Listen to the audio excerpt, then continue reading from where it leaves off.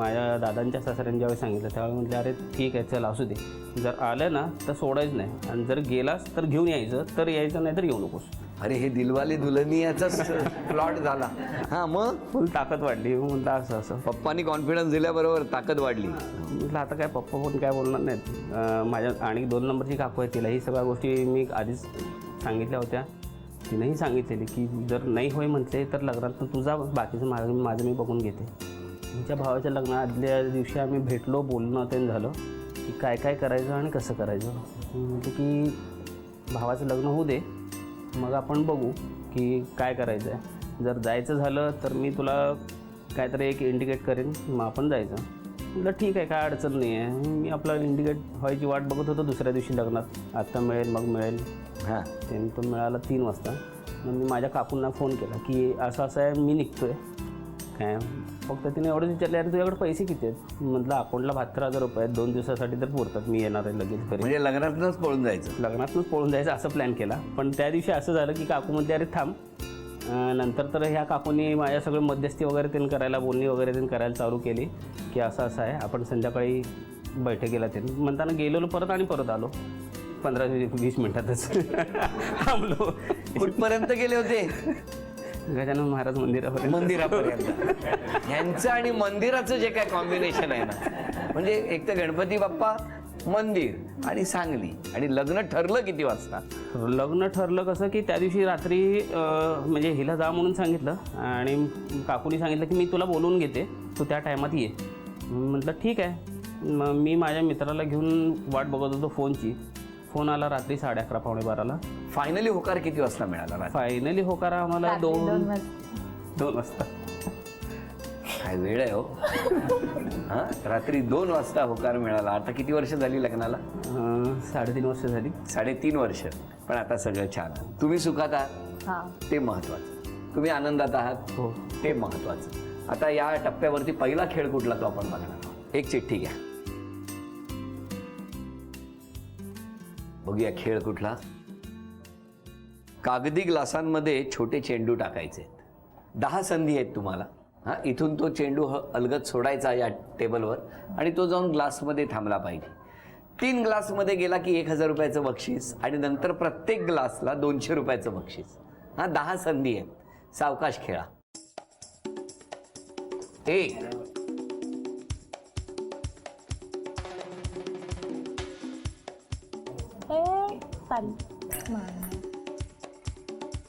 अरे 2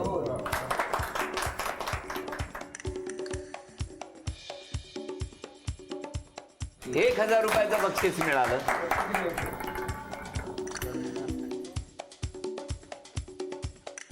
1,000 रुपयाचं हे बक्षीस तुम्हाला मिळालं. अभिनंदन. बघणं झालं असेल, बोलणं झालं असेल. नाही बोलणं चालणं तसं व्हायचं लंच टाइम मध्ये हा. असं. कारण एकत्र जेवण असायचं. सिंधी पदार्थ आवडायला लागले होते मग. आणि ते दुसरं असं होतं की डोंबिवलीला राहायचो आणि उल्हासनगरला माझं जास्त जाणं येणं असायचं. त्यामुळे सिंधी पदार्थ जरा चव जास्त आवडायची. हा म्हणून म्हटलं आपण सिंधीच बायको करूया. पण जेव्हा प्रपोज केलं तेव्हा तुमची काय रिॲक्शन होती. नाही तेव्हा म्हणजे माझे पण ऍक्च्युली पप्पा तेव्हाच एक 3 महिने अगोदरच वारलेले, म्हणून थोडं माझं पण तेवढं हे नव्हतं. पण 1 महिन्यानंतर मी पण ठरवलं आपण लग्न करूया. लग्न करूया. आणि उत्तम मुलगा आहे एकदम. हो ना. खूप नाही.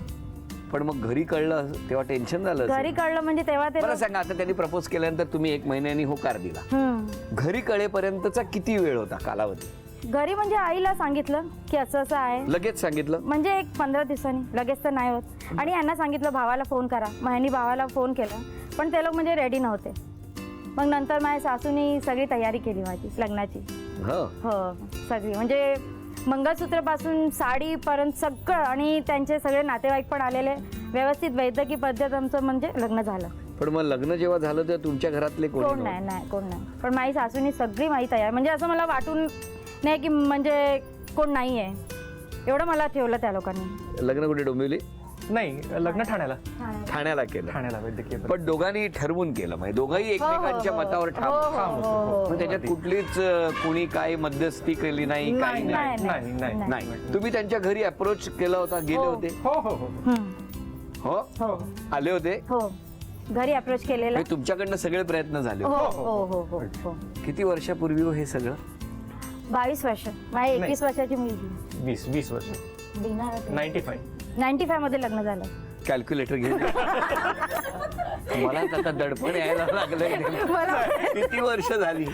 बरं वहिनी, या सगळ्या प्रवासामध्ये काही ना काहीतरी घडत असतं, काही ना काही गोष्टी लक्षात येत असतात. असं तुमच्या दोघांच्या या संसारामध्ये 21 वर्षात लक्षात राहिलेला प्रसंग कुठला? एकच आहे आमचा ऍक्सिडेंट. बरं. हो आता 1-2 वर्ष झाले. सातारा रोडवरतीच झाला आमचा ऍक्सिडेंट. पण एकदम म्हणजे क्रिटिकल कंडिशन मध्येच होतो आम्ही. अरे बापरे, हा, अपघात. आणि मला इथे म्हणजे 32 स्टिचेस आहे हातावरती आणि ह्यांना पट्टी आहे, म्हणजे 3 झाले हाड असे ब्रेक झाले. काय मोटरसायकल? नाही 4 व्हीलर. 4 व्हीलर. हा हा हा म्हणजे गाडीच माझ्यावरती. मग ह्यांनी काय सीट बेल्ट लावलेली म्हणून ते माझ्यावरती नाही आले. तेवढं मी पण वाचली, पण काचा घुसली आतमध्ये. बापरे, कसं काय हो? हे आपल्या पुणे बेंगलोर रोडवर आम्ही निघालो इथून सांगलीवरनं.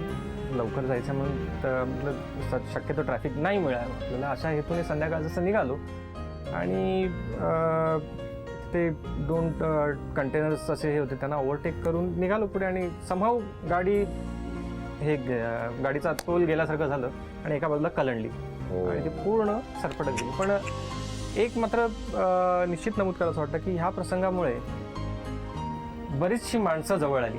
हो खरंच. जे म्हणतात ना की एखादं वाईट गोष्ट होते, पण वाईटातून चांगलं निश्चितच होतं.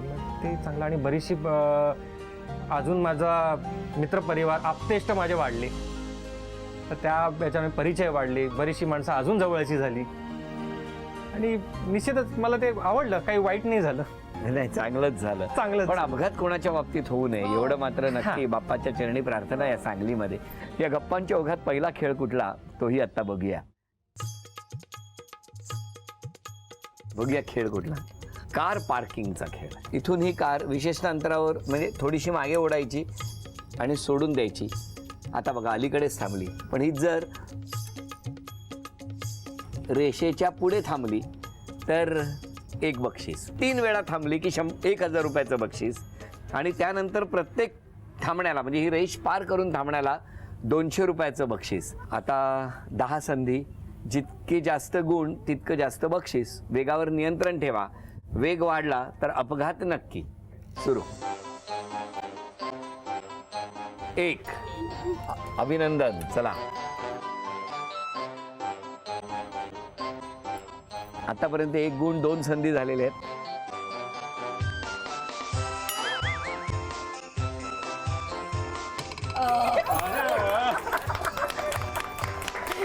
हा गुण तर मिळणारच आहे, हो की नाही? थँक्यू. हा म्हणजे खंबाटकी घाटात थांबल्यासारखे वाटतं. 2 गुण. 3 गुण. चला, पहिलं 1000 रुपयाचं बक्षीस.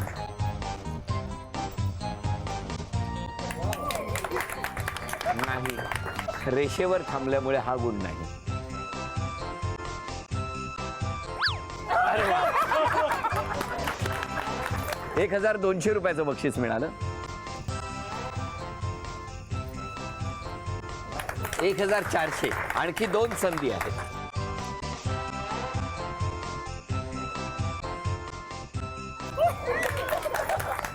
1600. 9 संधी, 1600 रुपयाचं बक्षीस. 10वी संधी 1600 रुपयाचं बक्षीस मिळालं. अभिनंदन. थँक्यू. अभिनंदन. I love you. थोडक्यात उत्तरे द्या. कि तेरे लिए दुनिया छोड़ दी है, कि तुझ पे ही सांस आके रुके, मैं तुझको कितना चाहती हूँ, ये तू कभी सोच ना सके. मला लिरिक्स येत नाही त्याचे.